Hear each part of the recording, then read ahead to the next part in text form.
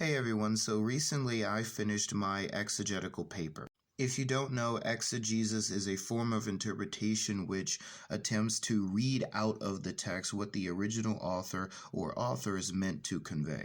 And the passage that I decided to exegete was Leviticus 25 verses 44 through 46. This is probably one of the most difficult papers I have ever written in college so far, at least, and part of that is because I held myself to a very high standard. I wanted to get the best grade possible I could on this in order to prove to myself that I did take something away from this class and I understand how to interpret scripture properly, which is going to be important, obviously, for the content that I'm making, as well as my future as a pastor.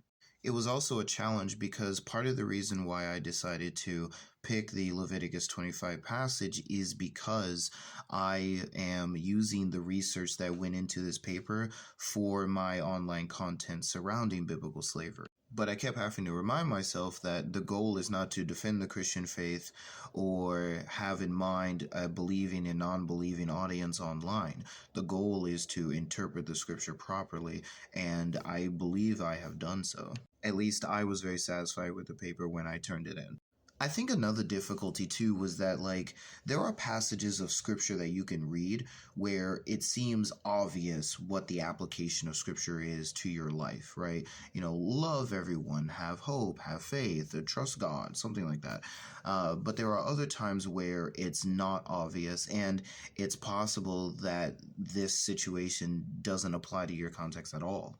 So a big challenge was trying to make application of this passage to the life of the Christian today, which was made even more difficult by the fact that people who tried to apply this scripture in the past ended up justifying anti-black racism and slavery.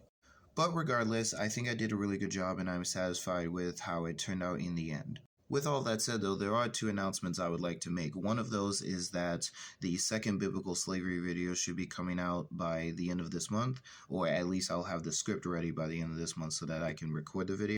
And the second point is that this exegetical paper that I wrote is going to be turned into an article or possibly multiple articles for a Christian website. His name is Followers of the Shepherd, and I would encourage you to check him out on TikTok, and he's also on YouTube by the same name. I would highly encourage you to check out his website, followersoftheshepherd.org, where I am a contributing author to the articles that have been created. I've published 2 on his website so far, and this article is going to be the 3rd and or 4th one. So if you want to learn more about biblical slavery or biblical interpretation, hermeneutics, or anything like that, then I would encourage you to follow me for more information like that.